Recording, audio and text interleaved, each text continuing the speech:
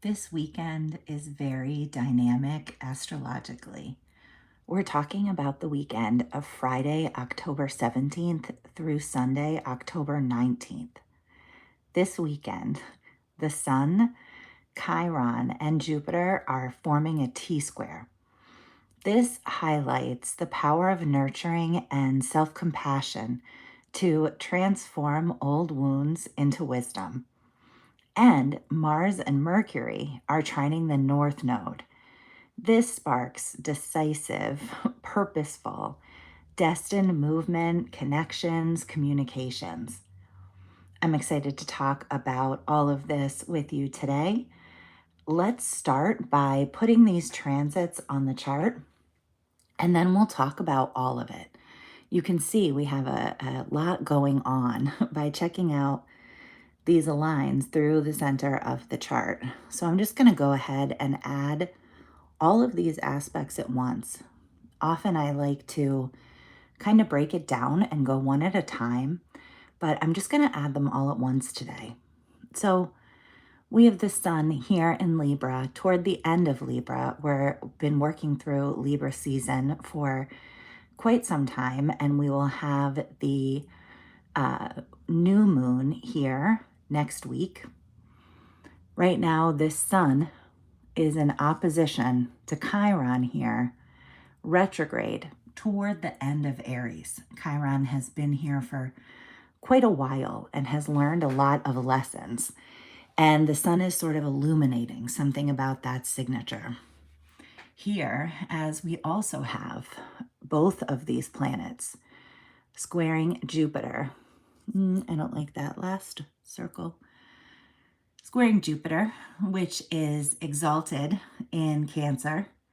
It's Jupiter's favorite place to be, bringing even more expansion, optimism, things of this nature to the mix. So I just want to say before I dive in and start working through all of these in earnest, to please feel free to leave any questions in the chat. And I will look through that after I talk through all of the astrology. I love these live opportunities as a chance to connect and answer your questions about the astrology of this weekend or anything about astrology in general. And if you're watching this later and you'd like to leave a question in the comments, I will get back to you as soon as I can as well. Okay, so all of these transits are active all weekend. Technically, we have that T square is exact on the 17th, but it is within orb all weekend. And then the Mercury trine to the North Node is the 19th, and the Mars trine is the 18th. But like I said, these things are actually only exact for a moment when the angles are perfect. But when we're within a few degrees, we feel these. And so this is quite a strong aspect this weekend that we have going on. But that's not all that's happening in the sky. We're also going to talk about, let's do blue. We're also going to talk about Mars, and I want to do a different color. I don't like how that's also in the middle of the chart. Okay, we have Mars and Mercury conjunct here in Scorpio. A Scorpio Mars Mercury conjunction is always kind of interesting just because whenever the personal planets are working with Scorpio energy, there's just something deep about it and sort of fascinating. And it's extra special right now because I'm going to have to back up and add the North Node in a second and talk about this first. It's extra special right now because Mars and Mercury are going to be hanging out together for a while, for weeks. They're going to travel forward together through the late degrees of Scorpio. And then Mercury is actually going to turn retrograde in Sagittarius and come back for another meeting with Mars before turning direct, basically at the same time as Mars, as they move, while still in that conjunction with Mars within orb. and then they move forward and out of the sign together. So even though Mercury moves much more quickly than Mars, because Mercury is doing this back and forth thing, I actually want to sort of put it on the chart in the hopes that maybe that's helpful. Mercury here is going to travel through Scorpio and into Sagittarius, go retrograde, come back to Scorpio before going direct and finally moving on through Sagittarius. So usually the planet's just moving through once, but when we have a retrograde, it's spending a lot of time on that same territory, on that same path. And that means that Mercury and Mars here are going to be in conjunction for a while, and a lot of it is in Scorpio. You know, this can mean arguments and people being quite opinionated, but also it's just so productive. It's so focused. It's amazing listening energy, I think. It's slowing down. There's something I really, really like about the potential of those two planets hanging out together for so long. So that's sort of a bigger picture thing. I actually, for this report, just want to talk about the trine that they're forming this weekend with the North Node in Pisces, right? So we have the North Node in Pisces. We have this watery trine over to these planets in Scorpio, the Mars and Mercury. And I feel like somehow this is also not only playing with that Mercury retrograde signature that's going to happen, but it's also sort of ushering in the beginning of a story that is related to the water trines that are going to unfold through Scorpio season. We're here at the end of Libra. And during Scorpio season, we're going to have some really interesting configurations, some beautiful trines, some grand water trines. And I think it's interesting that there's this trine now that's sort of opening that up. Okay, so now that we have all of these on the chart, I've mentioned to please leave any questions in the comments. I can't wait to read them, and I will at the end. We talked about how long Mercury and Mars will be conjunct. Okay, let's go ahead and talk through these transits. I do think I want to take it one at a time, and because they're different.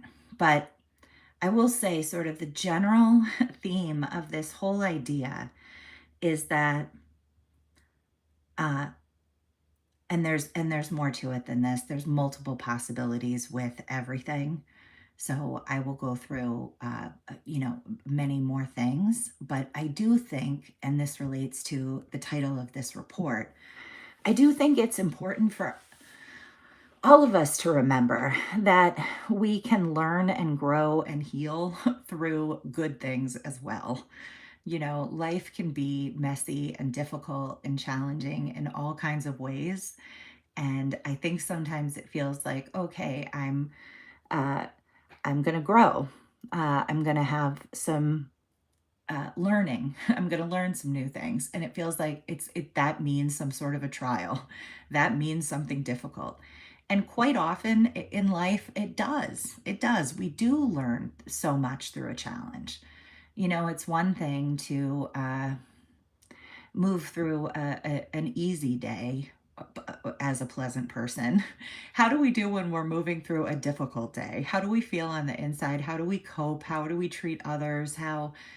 We learn so much through our challenges about life. We gain experience and so much wisdom through all of that, through difficulty. But sometimes we can learn through peace. We can learn through positive experiences. We can learn through having connections that feel really peaceful and healing and loving. We can learn in a different way.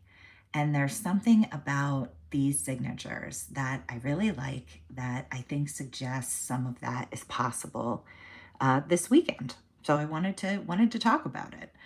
So first, let's start with this T-square, this Sun Jupiter Chiron T-square, right?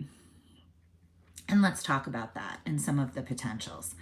I mean, first, I don't want to just be overly positive here to the point that we miss that this is a T-square. It's a T-square. That's a difficult formation. Oppositions and squares don't permit sort of the easy flow of energy, different sides to be expressed in the way that trines or sextiles do.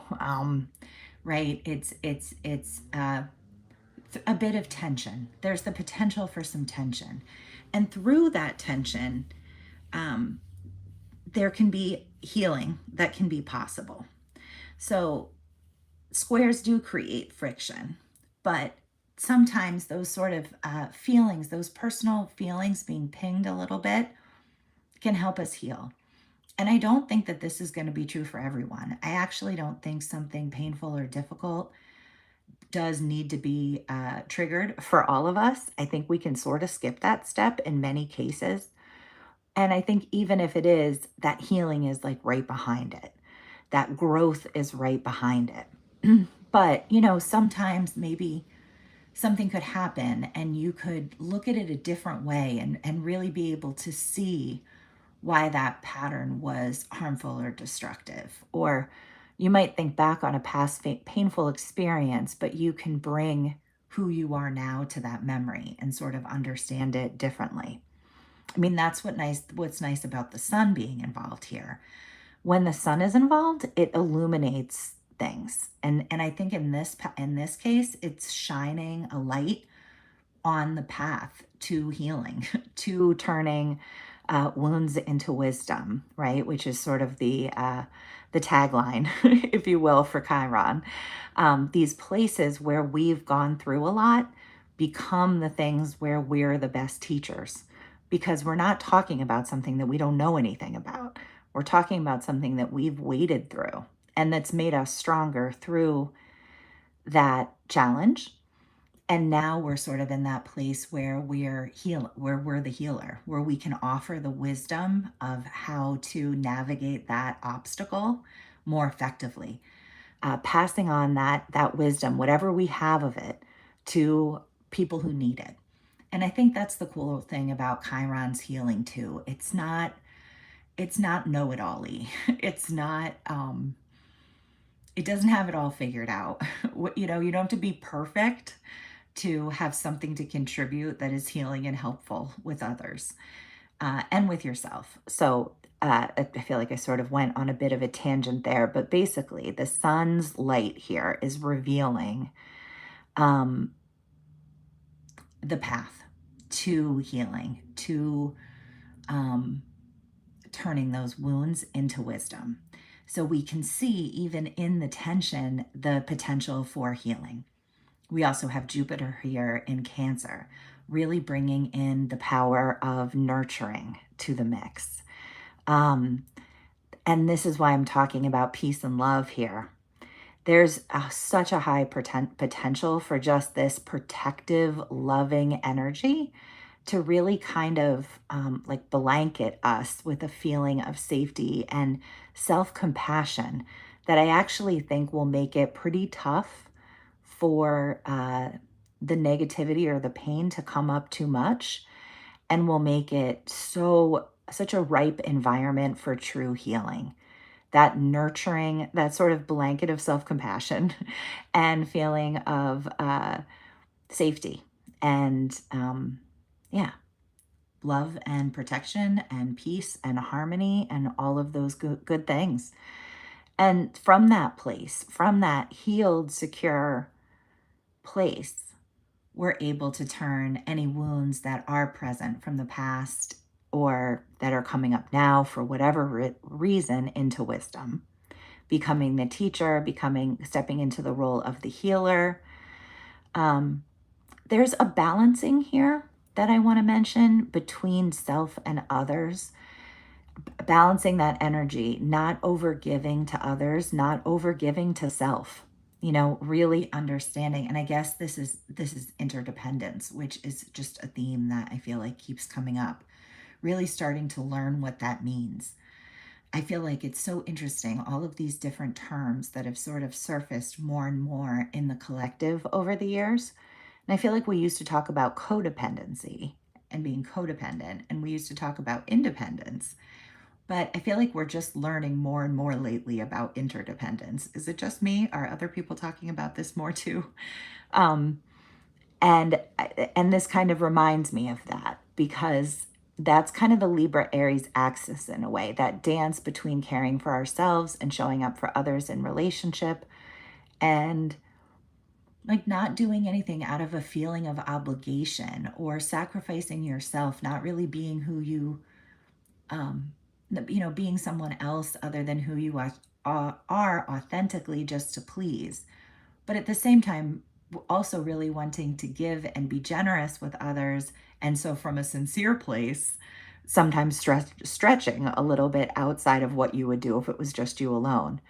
In the same way, the interdependence, not independence or codependence, means I am a full sovereign person all on my own, but there are a few people who I have really healthy relationships with that I need desperately and can't imagine life without, right? I mean, I don't know exactly because I'm learning all of these things along with everybody else, from these different things about navigating life to astrology. But I really enjoy sharing my interest in astrology with all of you. And we can sort of only do that from our own personal lens, from our own point of experience.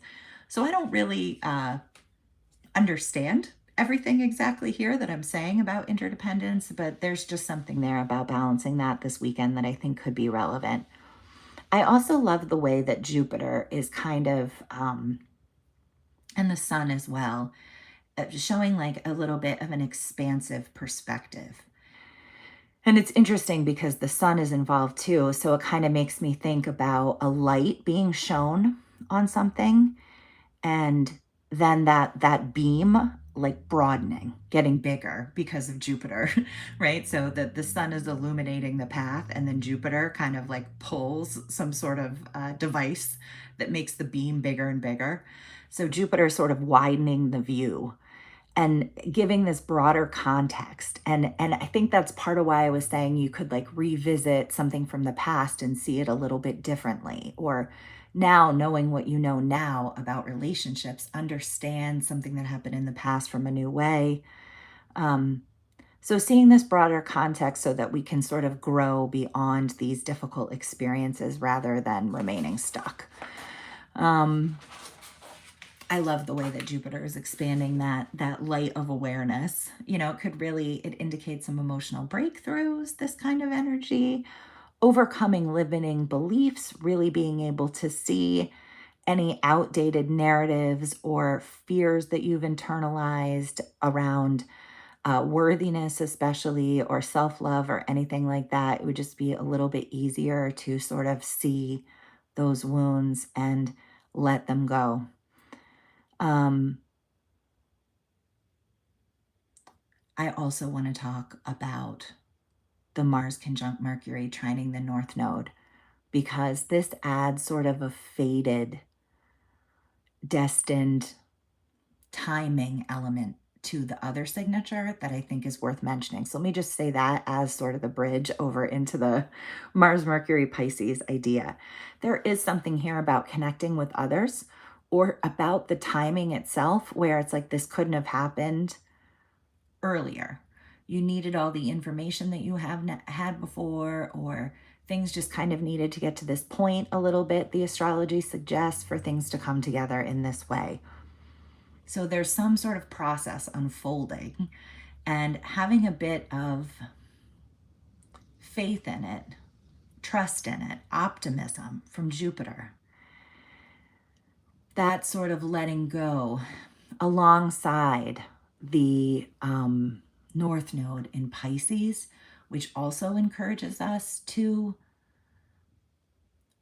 let go a little bit. It's like Jupiter in Cancer is bringing the optimism, and the North Node in Pisces is bringing the faith and the surrender.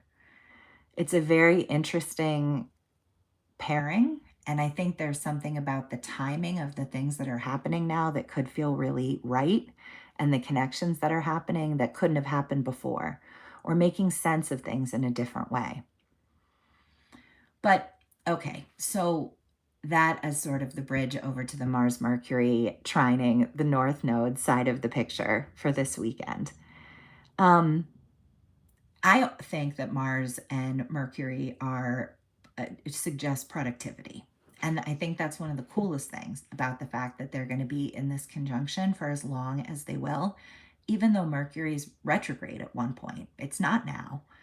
But I wonder if there's a productivity somehow that's getting off the ground now that will sort of be an evolving process into November, deep into November.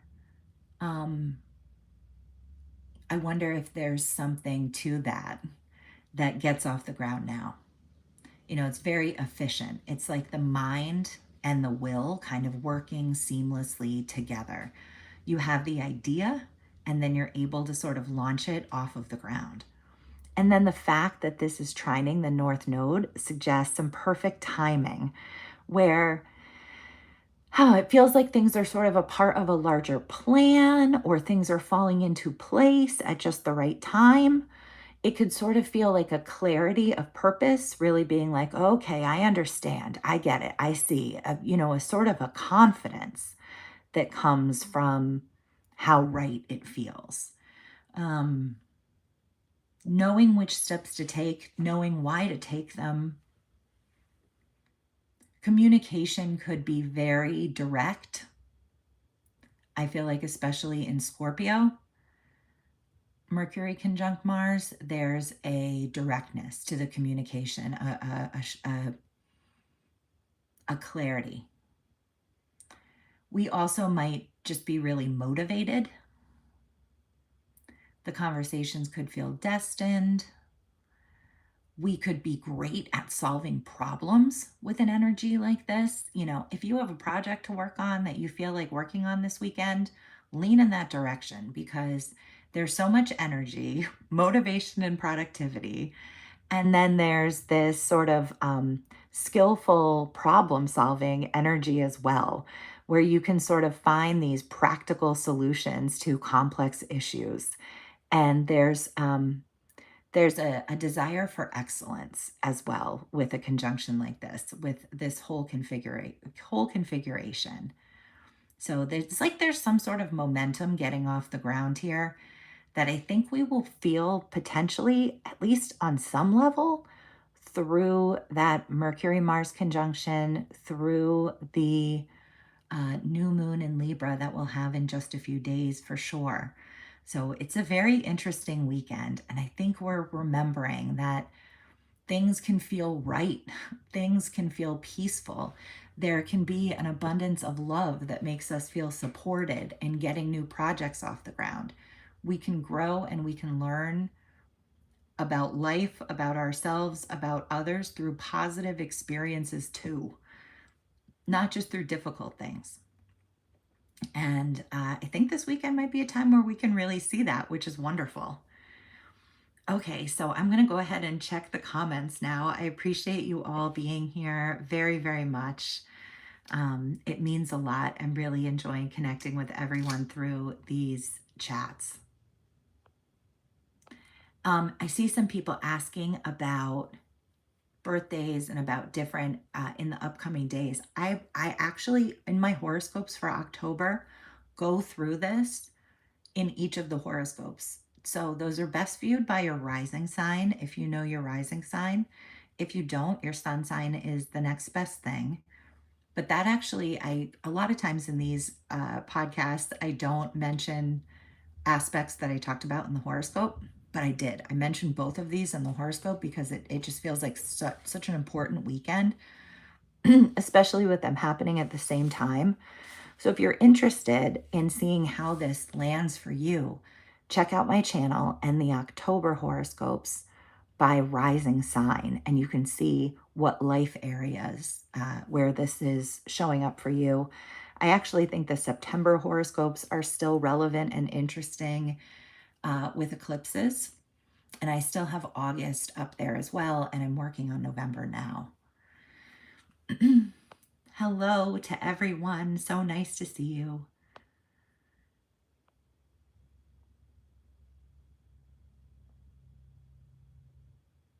Very nice to see everyone. I wonder what everyone's planning for this weekend. Oh, I know sometimes the energy can feel like a lot these days. I understand. I'm seeing a message from Crucial here about just feeling a little crazy.